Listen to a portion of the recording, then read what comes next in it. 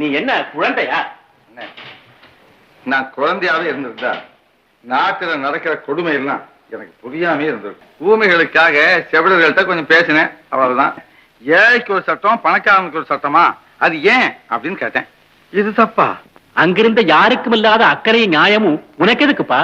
இப்படியே எல்லாரும் கடமை மறந்துட்டா அப்ப எப்படின்னா இருட்டுக்குள்ளேயே உட்கார்ந்துக்கிட்டு மற்றவங்களை திட்டதை விட அந்த இருளை போக்குறதுக்கு தீபத்தை ஏற்றி வைக்கிறாங்களே, அவங்க தானே நாட்டுக்கு தேவையான. நான் உங்கள் வீட்டு பிள்ளை, இது ஊர் அறிந்த உண்மை. நான் உங்கள் வீட்டு பிள்ளை, இது ஊர் அறிந்த உண்மை. நான் செல்லுகின்ற பாதை பேரறிஞர் காட்டும் பாதை.